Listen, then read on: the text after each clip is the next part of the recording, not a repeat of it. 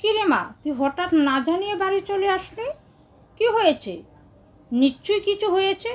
তুই তো না জানিয়ে বাড়িতে আসিস না কখনো, আর তোর মুখ কেমন শুকনো শুকনো লাগছে কেন? কি হয়েছে মাকে খুলে বল। মা, আমি ওই বাড়ি থেকে চলে আসছি, আমি আর ওই বাড়িতে যাব না। জানো ওরা আমার সাথে কত অত্যাচার করে, আমি আর সহ্য করতে পারছি না। কেন রে, কি হয়েছে? মাকে বল, কি হয়েছে তোর? কি করে ওরা তোর সাথে, বল মাকে। কি হয়নি মা, সেটা বলো। আমার শাশুড়ি কথায় কথায় আমাকে খোঁটা দেয়, ফকিন্নির মেয়ে, ভিখারির মেয়ে। আর তোমার মেয়ের জামাই তো মুখের কথাই বলতে পারে না আমার গায়ে হাত তুলে। আমি এত কষ্ট সহ্য করতে পারছি না। তোমরা আমাকে বলেছিলে যে নিজে দেখে শুনে বিয়ে করলে সুখ হয় না, এবার তোমরাই তো দেখে বিয়ে দিয়েছো, তবে কেন আমার সুখ হলো না? আমি আর ওই বাড়িতে যাবো না। কি বলিস? ওরা তোর গায়ে হাত তোলে? আয় মা, এখানে মাথা গরম করিস না মা। রাগ করে চলে আসলি বাড়ির কাউকে না বলে।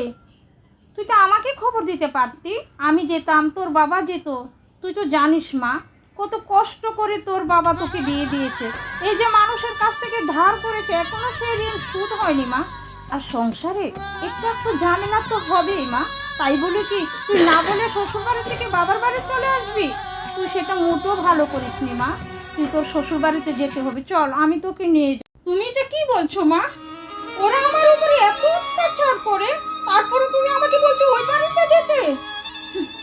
মেয়েটার উপরে যে এত কষ্ট হচ্ছে বা মেয়েটাকে যে এত কষ্ট দিচ্ছে, তোমাদের একটু বাঁচলো না মা। সেই কারণে বুঝতে পারছি কিছু কিছু মেয়েরা কেন জীবন দিয়ে দেয়, বুঝতে পারছি আজকে। তোমাদের মতো মা বাবাদের জন্যই কিছু কিছু মেয়েদের জীবন দিতে হয়। কেন জানো? কারণ স্বামীর বাড়িতে যখন অত্যাচার করে, যখন মেয়ে বাবার বাড়িতে আসে, তখন মা বাবা বলে তোকে তো কত কষ্ট করে বিয়ে দিয়েছি, সংসারে একটু একটু ঝামেলা হবেই, এসব বলে আবার মেয়েটাকে দিয়ে আসে। আর এদিকে স্বামীর বাড়ির অত্যাচার মেয়ে সহ্য করতে পারে না, বাবার বাড়িতে ঠাঁই হয় না, তখন মেয়েটা কি করবে, কোথায় যাবে? নিজের জীবনটাই দিয়ে দেয়। আমি তোমাদের বাড়িতে আর আসবো না বা, চলে যাচ্ছি। মা শোন শোন, তুই আমাকে ভুল বুঝিস না মা।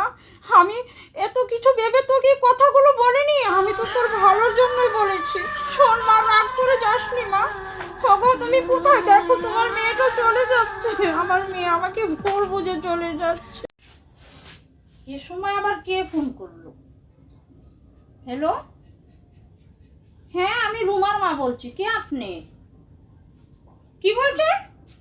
আমার মেয়ে সুসাইড করেছে? না, সেটা কখনো হতে পারে না। সকালে আমার মেয়েটা আমার বাড়িতে এসেছিল, আমি ওকে বলে দিয়েছি যে শ্বশুর বাড়িতে চলে যেতে। আমি আমার